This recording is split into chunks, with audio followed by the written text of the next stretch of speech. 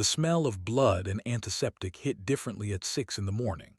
Not in a dramatic way, not in the way television liked to romanticize it, all slow motion and swelling orchestral strings, but in a flat, factual, this is my life kind of way that Dr. Nia Okoro had long since stopped registering as anything other than the smell of her office. She moved through the corridors of the Heights Medical Center the way water moves through a familiar pipe, fast, efficient, finding the path of least resistance by pure instinct. Her sneakers, the limited edition Anchorprint Nikes that had cost her 3 weeks of telling herself she deserved something nice, squeaked softly on the linoleum as she turned the corner toward the ER. She had jollof rice in a Tupperware container in her bag, a double espresso in her hand, and 4 hours of sleep in her body. She was, by every measurable standard, running on fumes and stubbornness. She was also, she knew without checking, the most competent person in the building before 7 a.m., and she had never once been humble enough to pretend otherwise. Dr. Okoro. Nurse Yemi fell into step beside her immediately, clipboard extended, her voice carrying that particular pitch that meant something was already wrong. Pre-shift rundown. Bed 1 through 3 are stable. Bed 4 is a psych hold, still waiting on Dr. Mentz's clearance. The MRI machine is still down. Maintenance says maybe Thursday, maybe never, their words not mine, and we have a what? Yemi hesitated. That was never good. Yemi did not hesitate. Yemi was 43 years old, had been a nurse for 19 of those years, and had once calmly triaged a man who'd arrived at the ER carrying his own severed finger in a Ziploc bag of ice and a McDonald's receipt. Yemi did not hesitate. There's a situation at the entrance. Nia stopped walking. She turned her head slowly. Yemi, what kind of situation?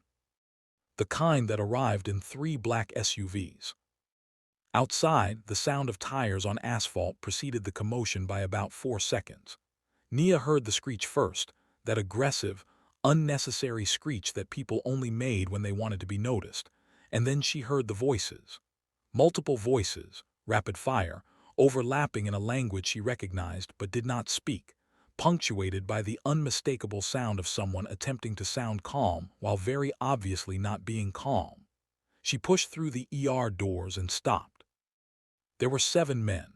7 very large men in suits that probably cost more than Nia's car, and they were all talking at once, 4 of them in Korean, 2 in accented English, and the one in the center, the one with blood soaking through the shoulder of what Nia's brain registered as a custom Italian shirt, was saying nothing at all. He was standing. Just standing, upright and still, like standing was something he was doing as an act of deliberate defiance against the universe's suggestion that he maybe lie down. He was tall, not excessively so, but tall in the way that felt intentional, like his height was something he had decided on and followed through with. His face was angular and cold in the way that expensive watches were cold, beautiful in a way that was entirely beside the point of its function. His black hair was pushed back from his forehead, slightly disheveled now, which Nia suspected was probably the most disheveled it had ever been in his adult life, and even disheveled it looked like it had been arranged by someone who charged by the hour. His jaw was set. His eyes, dark, terrifyingly steady, swept the ER entrance and landed on Nia with the calm precision of a targeting system. She looked back at him without blinking. One of the men rushed forward, hands up, words tumbling. "Please, we need a doctor immediately, our." "I can see that," Nia said, already moving. She set her espresso on the reception desk without looking at it, and she walked directly toward the man in the center, snapping her fingers once at Yemi. "I need gloves, I need a suture kit, and somebody needs to tell these men to stop talking because I can't hear myself think." The talking stopped. Immediately. Completely. All 6 men went silent as though someone had hit a mute button, and the silence was so abrupt and absolute that Yemi actually flinched. Nia pulled on the gloves Yemi produced from somewhere miraculous and fast, and she stepped directly in front of the man and looked at the wound. The object still protruding from the shoulder, because it was still there, which was staggering, was a letter opener. Not a surgical instrument, not a knife, a letter opener. Brass, ornate, with a small decorative dragon worked into the handle. It was embedded at a shallow angle in the trapezius muscle, which was why he was still standing, which was why he was not dead, which was why this was an inconvenience rather than a tragedy. "Letter opener," Nia said flatly. "Yes," said the man in the center. His voice was low and even, with an accent that was Korean-inflected English, precise in the way of someone who had learned the language as an adult and then practiced it until it submitted. He said the single word as though confirming something completely unremarkable, like a weather report. "You're standing," Nia observed. "Yes." "You're bleeding through approximately $800 worth of shirt." Something moved behind his eyes, the smallest flicker of something that might, in a less controlled person, have become amusement. 1,200, he said. Nia looked up at him. He looked down at her. She was 5'6" in her sneakers, and he had at least 5 inches on her, and neither of them moved and neither of them blinked, and the 7 other people in the vicinity collectively held their breath. "Sit down," Nia said, "before you bleed on my new sneakers." He sat down, on a gurney that a nurse had somehow materialized behind him. He sat down without breaking eye contact, which was impressive in a deeply irritating way, and Nia put her hands on either side of the wound and began her assessment with the same energy she brought to every assessment, which was to say the energy of someone who found the work genuinely interesting and the circumstances entirely beside the point. "This is going to require local anesthetic," she said. "You're going to feel a pinch and then you're not going to feel anything." "No anesthetic," he said. Nia paused. She turned her head slowly, the way she did when she wanted to make absolutely certain she had heard something correctly before she responded to it. "I'm sorry." "No anesthetic." "Sir," she said the word with a particular precision, "I don't know who you are." "Kangdi," said one of the suited men helpfully from behind her. "He is Kangdi, the—" "I did not ask," Nia said, without turning around, and the man stopped speaking. She returned her eyes to the patient. "I don't know who you are, and I understand that in whatever professional context you inhabit, appearing invulnerable is probably important to your continued employment. But this is my ER, and in my ER, we use anesthetic because medicine invented it for a reason. And that reason was so that people don't have to sit there performing toughness while I pull a letter opener out of their shoulder." The man Kangdi looked at her with those flat, steady eyes. "No anesthetic," he said again. "A beat." Nia breathed through her nose. She looked at Yemi. Yemi very carefully looked at the ceiling. She looked back at Kangdi. "Fine," she said, "but you do not make a sound, not because I care about your pride, because I'm concentrating and I can't work with noise." He nodded once. She worked. She worked with the letter opener still in situ first, palpating the tissue around it, checking depth and angle, assessing whether it had kissed anything that mattered. It hadn't. The blade, if you could call a letter opener blade a blade, had gone in at an angle that was almost geometrically fortunate, missing the subclavian artery by what she would later estimate was about 1.5 centimeters. She told him none of this.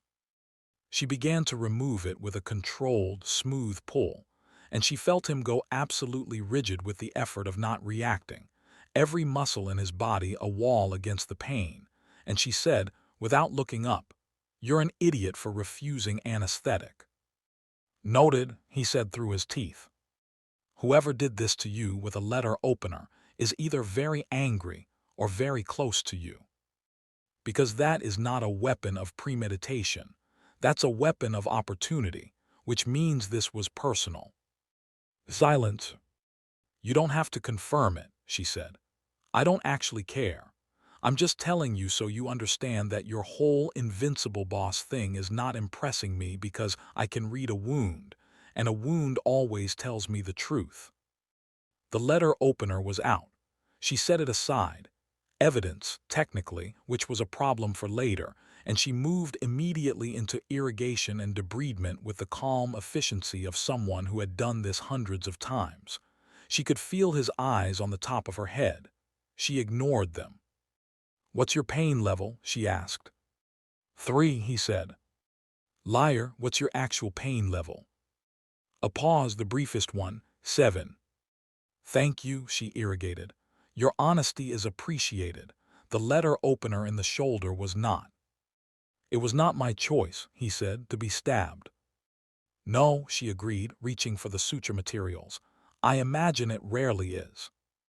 She sutured him with quick, even stitches, 22 of them, and she talked through what she was doing the way she always did with patients, not performing reassurance, just narrating, because she had found that people in pain did better when they understood what was happening to their bodies. She told him about the muscle layers. She told him about the infection risk. She told him she was going to prescribe antibiotics, and that if he developed a fever over 101.5 in the next 48 hours, he needed to come back immediately, which she said with a tone that suggested she had serious doubts about his capacity to follow instructions. He listened to all of it without speaking. She could feel the quality of his attention, not passive, not resigned, but actually present in a way that was unusual for patients, most of whom spent the duration of treatment either scared or bored or somewhere between the two. He was watching her the way someone watches something that surprises them, like she was a variable he hadn't accounted for. She tied off the last suture, stripped her gloves, and looked at him directly. "You're going to be fine," she said, "which is genuinely more than you deserve for refusing anesthetic." "You are not afraid of me," he said. It was not a question. "I'm a trauma surgeon," Nia said. "I've seen what the human body looks like when it stops working. You are not my most challenging morning." She began to write his discharge instructions. "I'm afraid of sepsis, Kangdi. I'm afraid of underfunded hospital budgets and broken MRI machines and 12-hour shifts with no backup." She gestured at him, at the entirety of him, at the suits and the SUVs visible through the glass doors, and the faint energy of danger that radiated off him and his entourage like heat from an engine. "You are just a man who needs to be more careful about his letter openers." She handed the instructions to Yemi. She retrieved her espresso from the reception desk. She walked back through the ER doors. She did not look back. But she heard, and she would later insist to Yemi that she was not pleased by this, that it was purely an objective observation. She heard, in the quiet behind her, one of the suited men saying something in Korean, and she heard Kangdi's low voice reply, and she heard in his voice something that was not quite a laugh but was adjacent to one, the way a match is adjacent to a fire. If you are watching this and you already know where this is going, good. Stay with it, because where it goes is not where you think. Drop a comment right now and tell us, Team Nia or Team Kangdi. We'll be back to that question before this episode is done, and your answer might change. Nia slept 4 hours. She woke up to 17 texts from Yemi, a voicemail from her mother in Lagos asking why she hadn't called in 3 weeks, and a calendar notification reminding her that her car insurance was due. She ate the jollof rice cold, standing over her kitchen sink, watching pigeons argue on the fire escape. She thought briefly about the man with the letter opener in his shoulder. She thought about the way he had said 7 when she had pushed him for his actual pain level. She thought about the specificity of that honesty, not 5, not 8, 7, and the way it had landed like something he had not intended to give her. Then she stopped thinking about it. She put on fresh scrubs, the Ankara print set, sunflower gold and cobalt blue, because Tuesday was a sunflower gold kind of day, and she went back to work. The 2 men outside the break room were approximately 6'4" apiece. They were wearing bespoke black suits. They were standing with their hands clasped in front of them in the posture of people who stood like this professionally. When Nia came around the corner and stopped, they turned toward her simultaneously and they bowed. In unison. A deep, respectful bow. "Good morning, Dr. Nim," they said, together, like they'd rehearsed it. Nia looked at them for a long moment. She looked at Yemi, who was trying to be somewhere else. She looked back at the two men. "No," she said. She went to find Kangdi. He was in her office. Of course he was. He was sitting in a chair that she had never seen before, a chair that was enormous and ergonomically sophisticated and leather and adjustable, and had probably been carried through the hospital this morning by people in suits. And he was drinking what appeared to be actual good coffee from an actual good cup.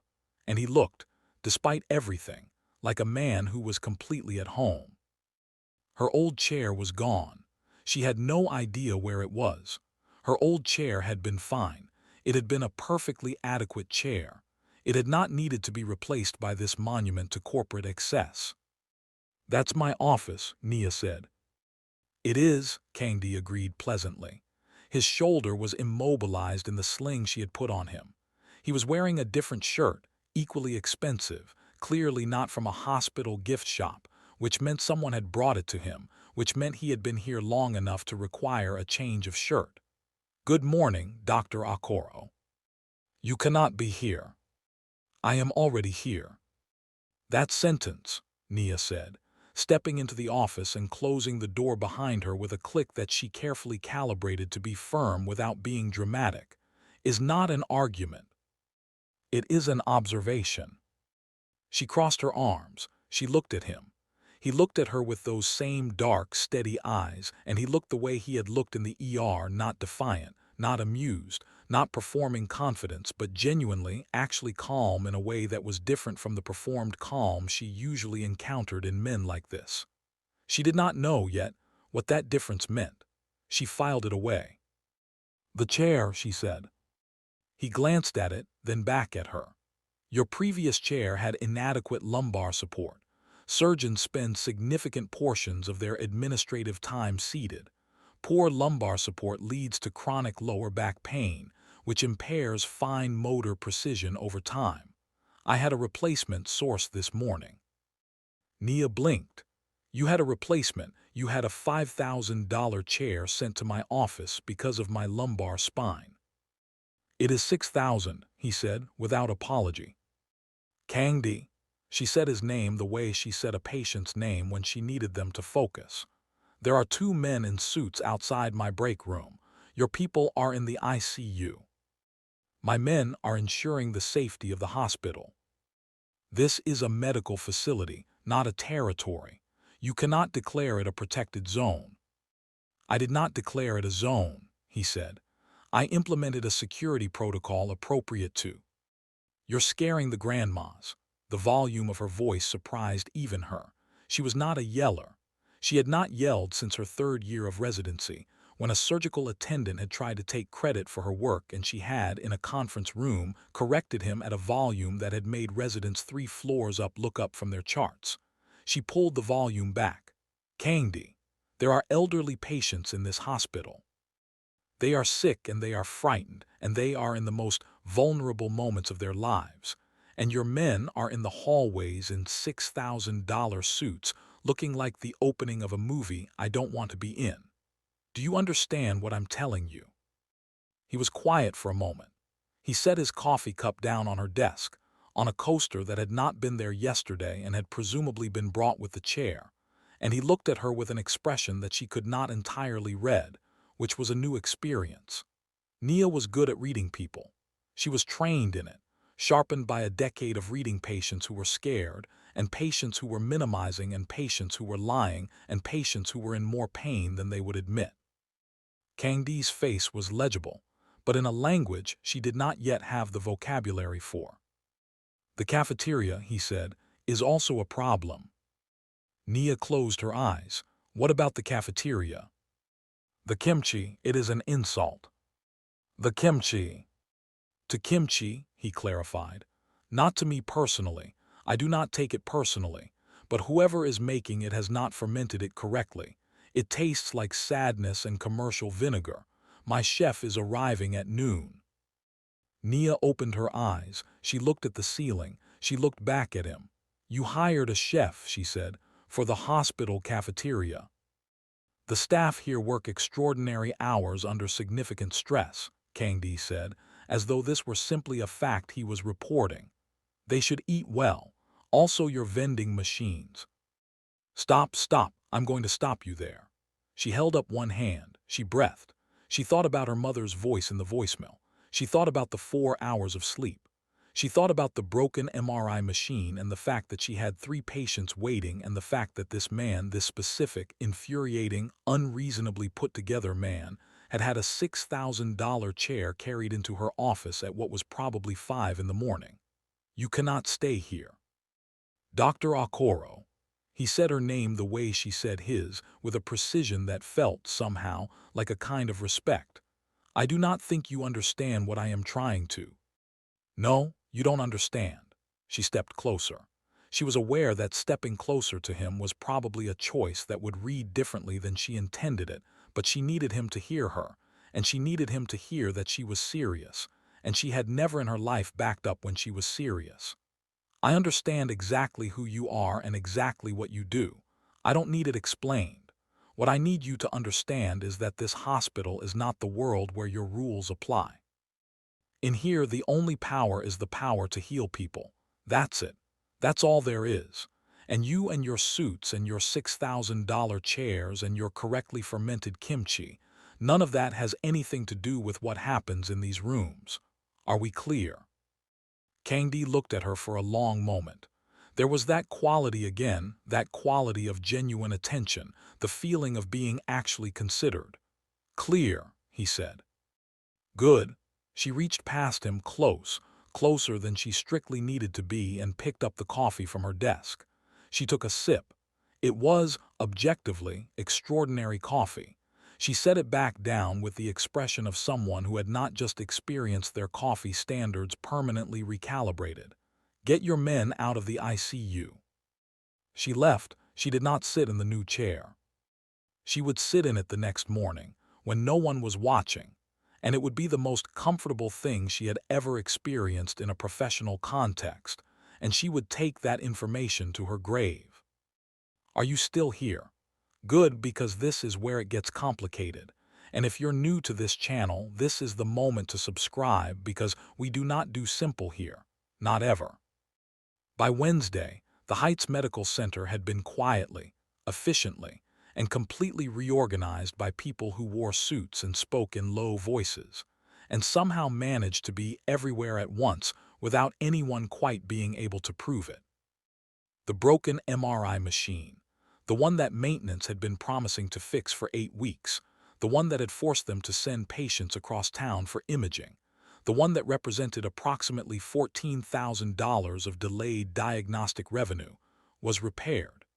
Nia found out about it when Yemi appeared in the hallway vibrating with barely contained astonishment and said, "The MRI machine is working," in the tone of someone reporting a miracle. What? A technician arrived at 7 this morning. He had the parts. He fixed it in under 2 hours. Yemi paused. He arrived in a black SUV. Nia pinched the bridge of her nose. There was also the matter of Mr. Patterson in bed 7. Mr. Patterson had, throughout his 3-day stay, been what the nursing staff privately referred to as a handful, which was the diplomatic term for a patient who called nurses by the wrong names, complained about everything with the enthusiasm of a man who felt wronged by the universe, and had, on Tuesday afternoon, made the mistake of being actively rude to Nurse Priya in front of the corridor near the East Wing. Priya, who was 26 and slight, and possessed of a deep and private fury that she never expressed, had simply written in the chart and said nothing. On Wednesday morning, Mr. Patterson was saying please and thank you with the focused intensity of someone who had recently had a conversation that recalibrated his priorities. When Nia asked Yemi about this development, Yemi said, very carefully, "One of Kangdi's men had a conversation with Mr. Patterson last night." What kind of conversation? The sitting down kind. Yemi. Everyone walked away. No one was harmed. Mr. Patterson has been very polite since approximately 9 p.m. Yemi paused. He also sent Priya flowers this morning. Nia stood in the hallway and tried to decide how she felt about this. She was still trying to decide when Kangdi appeared at the end of the corridor. He had a habit of appearing rather than arriving, materializing from somewhere without the intermediate step of being seen approaching, and he was holding a container of food. "Suya spiced beef," he said, handing it to her, "and gimbap. The beef is from the chef we brought in. The gimbap is mine." Nia looked at the container. She looked at him. "You made the gimbap." "I do not cook," he said, as though the question was philosophically complex. "My housekeeper made it. I supervised." "That's not the same as making it." "The intention was the same." She opened the container because she was hungry, and because it smelled extraordinary, the suya spice hitting first, the warmth of it, the peanut base and the ginger, and the heat that was different from any heat she had grown up with but landed with the same kind of comfort. And then the rice and seaweed of the gimbap beside it, two different food traditions sitting in the same container without apology. "This is good," she said without looking up. "I know," he said. She looked up. "That was not a compliment to you personally." "I know," he said again, and there it was again, that thing that lived next to amusement without quite being it. "But you said it to me, so I accept it."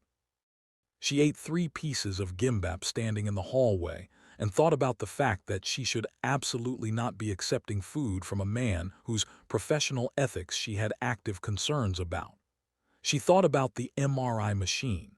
She thought about Mr. Patterson's flowers. She thought about the 2 men who still stood outside the break room every morning and bowed in unison, whom the nursing staff had, over the past 2 days, begun to call Siak and Jin, and to whom someone had apparently given a box of chin-chin from the Ghanaian bakery down the block, and Siak and Jin had eaten it with the solemn focus of people encountering something unexpectedly wonderful. "You cannot keep doing things," Nia said. "What things?"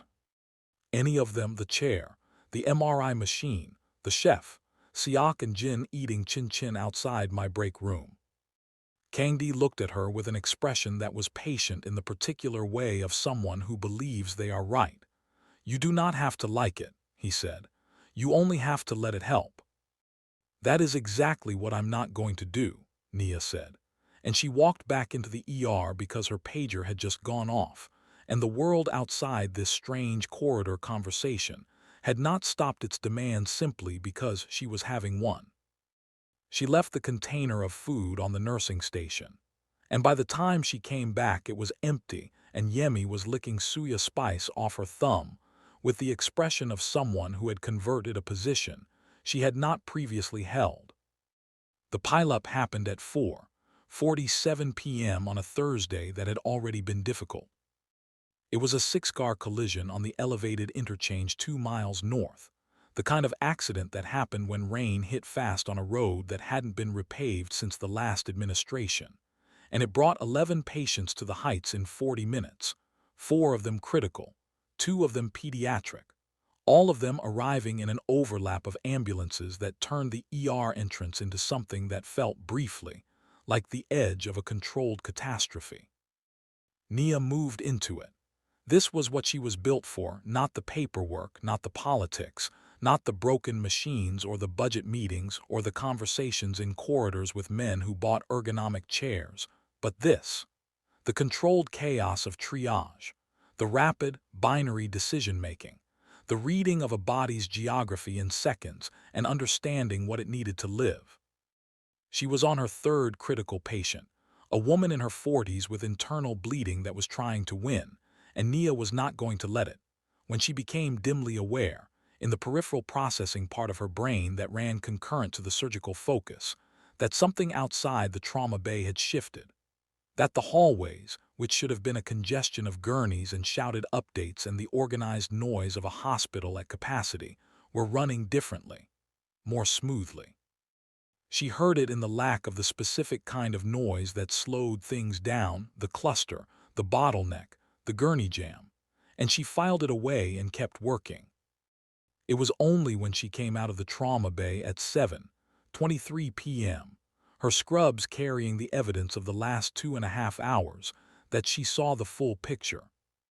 Kangdi's men, all of them, every suited figure that had been stationed at various points around the hospital, had taken up positions in the corridors and the entrances and the elevator banks, and they were moving equipment, efficiently, without drama, without drawing attention to themselves beyond the movement itself.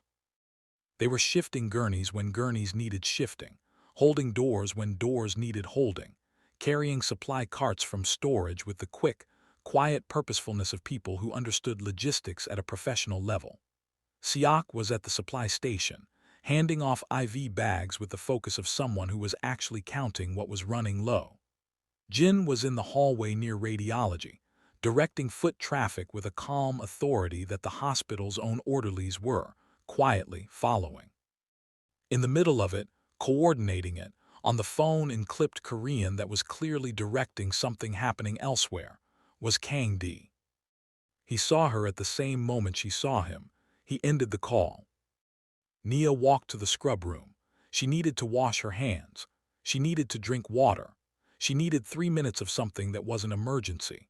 She pushed through the door and stood over the sink and turned on the water and let it run over her hands, and she realized, somewhere in the second minute, that she was shaking. Not badly, just the fine motor tremor of adrenaline metabolism, the body's accounting system coming to collect on what the last 2 hours had spent. She pressed her hands flat on the edge of the sink and breathed. The door opened. She did not turn around. She knew, without turning, who it was. She did not know how she knew, whether it was the quality of the footstep or some other sense that she would later, in private, refuse to examine, but she knew. Kangdi set something on the counter beside her. She looked at it without straightening up. It was a plate. Rice and beef, and what appeared to be a small, careful construction of gimbap beside it, the pieces cut precisely even, and there was steam rising from it, which meant it was hot, which meant someone had brought hot food to this specific room in this specific moment. And either this was an extraordinary coincidence, or he had been watching for her to come out of the trauma bay and had had someone bring food in advance, and she didn't know which of those options to do with. She straightened up, she dried her hands, she looked at the plate. "You don't have to eat it," he said. He was leaning against the wall to her right, his sling clean somehow, his composure as intact as it always was, except for one thing: his eyes. There was something in them tonight that had not been there in the ER on Monday morning, or in her office on Tuesday, or in the corridor on Wednesday. Something that was closer to the surface. "I just thought," he paused. He did not finish the sentence. Nia looked at him. "Why are you still here?" she said, not unkindly, not as a challenge. She genuinely wanted to know. Kangdi was quiet for a moment. In the quiet through the door, she could hear the hospital, the beeps and voices and distant wheels, and the specific hum of a building that was full of lives being attended to. It was a sound she had stopped hearing the way you stop hearing traffic when you've lived by a highway long enough. But standing here, in this particular quiet with this particular man, she heard it. "There was a threat made to my organization on Monday," he said. "That is the reason I came here initially. It was decided, I decided, that my recovery should happen in a neutral location rather than a controlled one. A hospital is difficult to surveil." "So this was tactical," Nia said. "Initially." He looked at the plate, he looked at her. "You treated me as though my blood was worth the same as anyone else's blood. That has not happened to me in," he paused again, "a long time." The scrub room was quiet. The hum of the hospital continued outside it. "I stayed," he said, "because I wanted to, not because of tactics, not because of honor or protocol or any of the reasons my men believe I stayed." He looked at her directly, and in the directness of it there was something that cost him something. She could feel it, the way you feel the weight of something being put down. "You were the first person in 10 years who spoke to me as though I was still capable of being corrected." Nia looked at him for a long moment. She thought about his face in the ER, that stillness, the way he had said 7 when she pushed him for his actual pain level. She thought about the gimbap in the corridor. She thought about his men, in the hallways tonight, moving gurneys with quiet efficiency, and the strange, impossible domesticity of it. The Ice King's soldiers transporting IV bags in an Afro-Korean hospital in a neighborhood where jollof rice and bibimbap existed on the same block. She picked up the plate. She ate. "You can't keep your men here indefinitely," she said, between bites. "They are still intimidating to the grandmas. That's a real issue." Mrs. Okoye in room 12 told Yemi she thought she was being guarded because she was in trouble. "I will speak to them about their—" He searched for the word presence. "And the chair in my office. The chair is ergonomically Kangdi. Appropriate for someone who Kangdi." He stopped, he looked at her, she looked at him. "The chair stays," she said, "on the condition that no one knows you gave it to me." The thing that lived next to amusement moved across his face again, and this time it went all the way. It was a brief smile, barely there, controlled, the smile of someone who did not do it often and therefore did not quite know what to do with his face when he did, and it changed him. Not dramatically, just enough. Just the difference between a building with the lights off and the lights on. "Agreed," he said. "And your men need—" She paused, the idea arriving as she articulated it. "Hospital volunteer vests." A silence. "I will not," he said. "Then they leave." "They cannot, the security situation requires." "Vests," Nia said, "or the door." Another silence. Longer this time. She ate another piece of gimbap and did not look at him, and waited with the patience of someone who had learned to wait in operating theaters, which was the most absolute kind of patience. "Vests," he said finally, like a man accepting a verdict. "But here is the moment where you need to lean forward. And if you've been scrolling, if you've had this on in the background, stop. Pause everything. Because what happens next is the part that changes what you think this story is about." It was Yemi who found it first.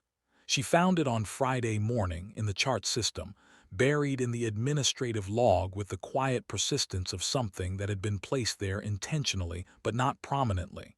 A records request, submitted 3 days ago, for the medical history of Dr. Nia Okoro.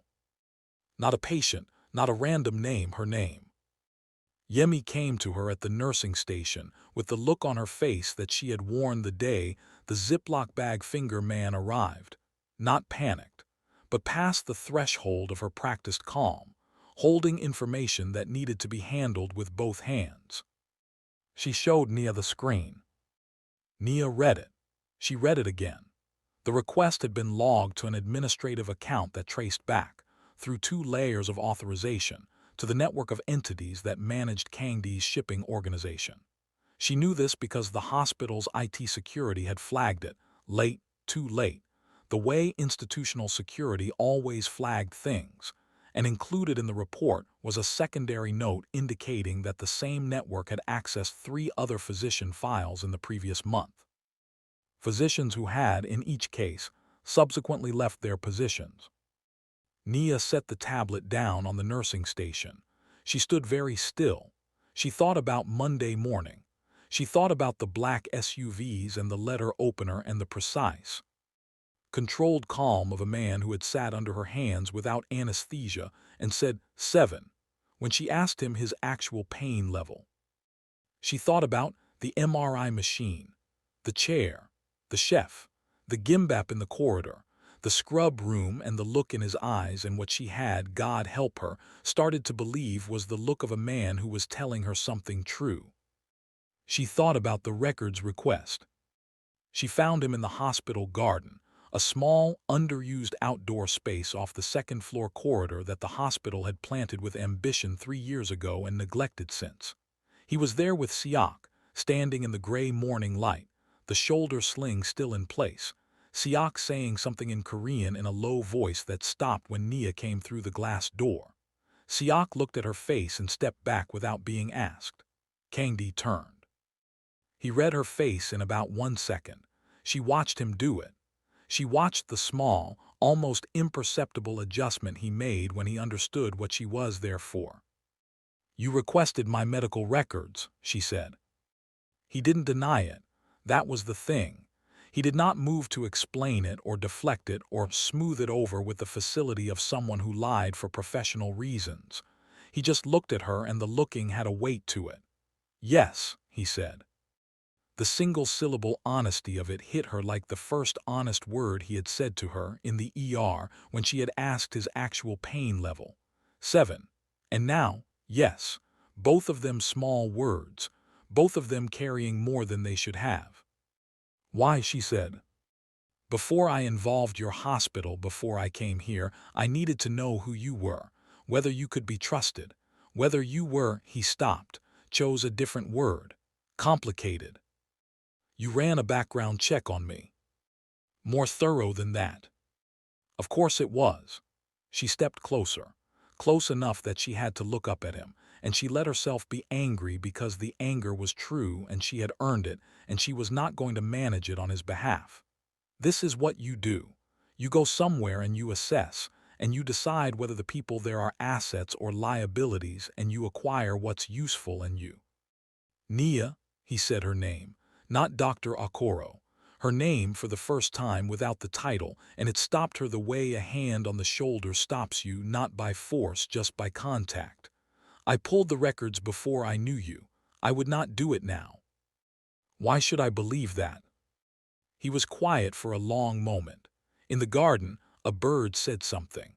The morning traffic on the street below sent up its ambient moan. The Heights Medical Center continued to hum behind the glass door. "Because," he said, "I would not have told you yes." Nia looked at him. He looked at her. The anger in her chest was real, and she was not ready to put it down. But underneath it, and she hated this, she genuinely resented how true this was, underneath it was the fact that he had said yes. He had been asked a direct question and he had said yes. And the people who looked at her with the warmth she was used to and the admiration she was accustomed to had almost never just said yes when the truth was hard. "I want those records deleted," she said. "All copies, every system your people touched, by the end of today." "Done," he said. "And I want to know—" She stopped. She looked at the garden, at the small, struggling plants that needed more water than they were getting. She looked back at him. "I want to know if this place, if being here is tactical, still, if I'm an asset in whatever you're managing." Kangdi reached up with his good hand and touched the sling. A small, unconscious gesture. She noticed it. "When I arrived on Monday," he said slowly, "I was bleeding, and I was in a location I had chosen because it was defensible, and you were a variable. A person with access to what I needed in a location that served a strategic purpose." He paused. "By Tuesday morning, when I had the chair brought in, that was not strategy. That was—" He looked at the garden the way she had looked at it, and she understood this was him doing what she had done, buying a second to find the true word instead of the easy one. "I did not want you to be in pain," he said. "From the chair. That is the most honest way I can say it." Nia let out a long breath. "You are a very complicated person," she said. "Yes," he agreed. "The records, end of today." "End of today," he confirmed. She went back inside. She stood in the corridor for a moment, her back to the glass door, and she breathed. She thought about what "I would not have told you yes" meant, in the context of who he was and what he was, and what it cost a man who ran on calculation and control to offer the truth as freely as he had just offered it. She thought about what it meant that she was standing here considering this, that she was weighing the record's request, which was a violation, a real one, a thing she had every right to be done with, against the yes. She was not done with it. She knew she was not done with it. She was also not done with him. She walked back to the ER, and she did not tell Yemi what he had said in the garden. And Yemi, who had known Nia for 4 years, looked at her face when she came back and said nothing, which was its own kind of answer. By Friday afternoon, Siak and Jin were wearing hospital volunteer vests over their suits. The vests were bright yellow. The suits were black. The aesthetic combination was arresting in a way that no one could quite articulate, but that everyone in the hospital had an opinion about.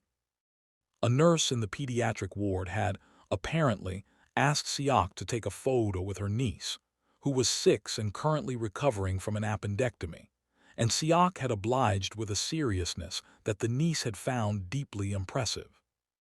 The chef Kangdi had brought in had transformed the cafeteria situation so completely that the nursing staff had begun eating lunch at actual tables rather than at their stations, which had not happened in Nia's memory.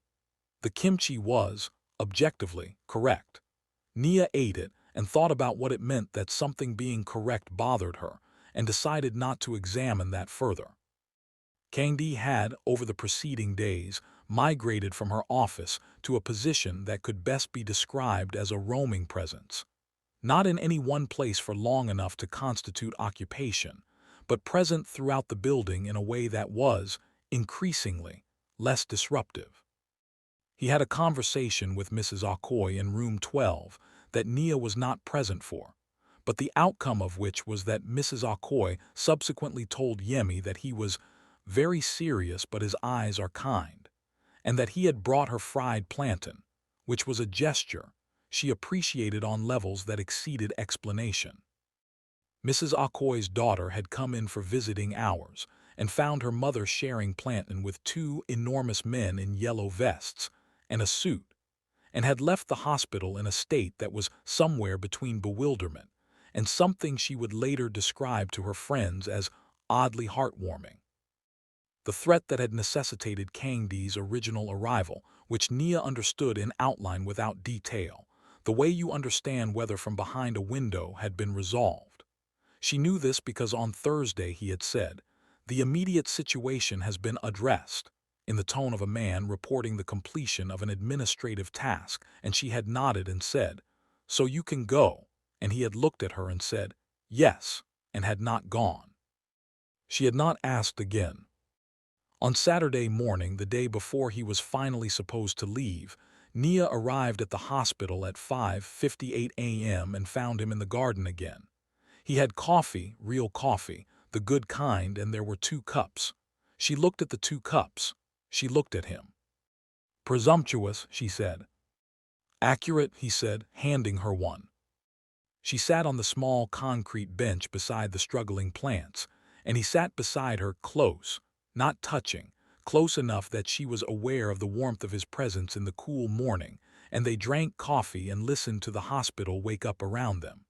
It was, she thought, one of the stranger moments of her professional life, and also, and she would not say this to anyone, one of the more peaceful ones.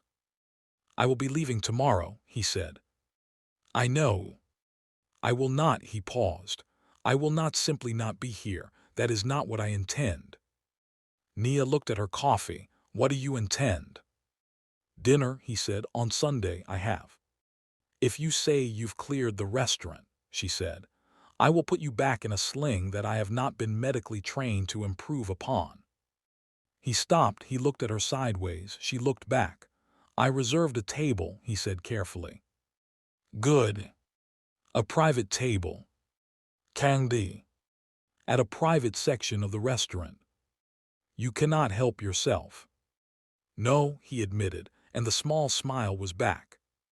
And this time it was less brief, less controlled, and it stayed long enough for her to see what he looked like when he was actually, genuinely amused by something, which was the look of a man who did not permit himself to be amused very often and was not entirely sure what to do when he was.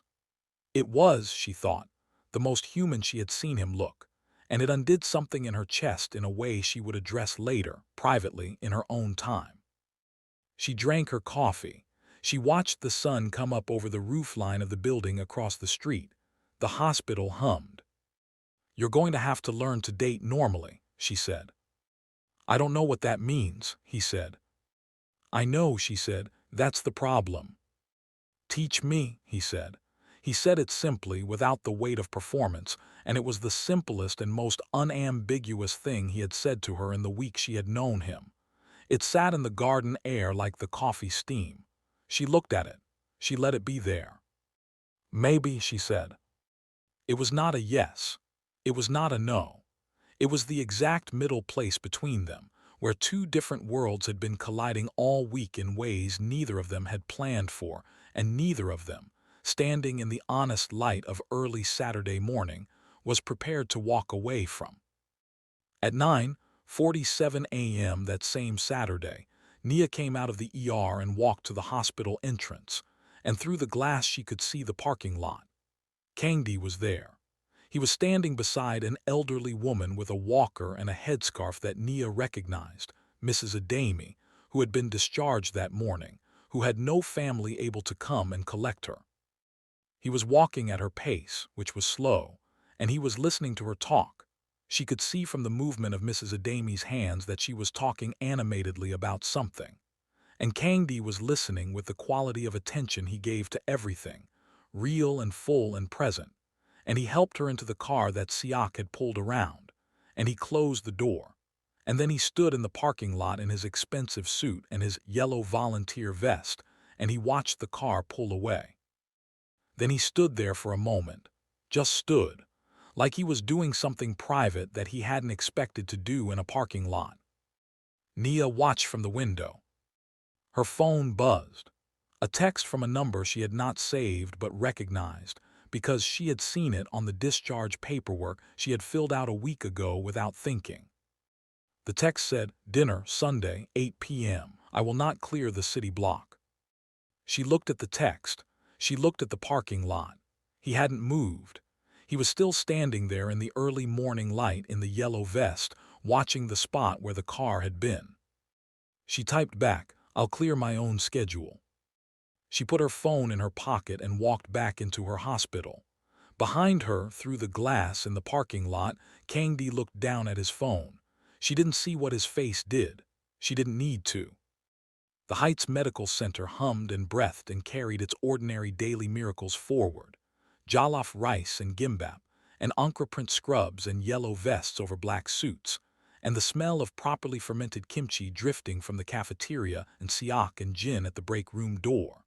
And somewhere in the middle of all of it, between the world of healing and the world of power, between the woman who ran on stubbornness and espresso, and the man who ran on control and calculation, something had shifted, not resolved, not finished, not even started in the traditional sense, just shifted, the way a fault line shifts, quietly, completely, and with consequences neither of them could yet see.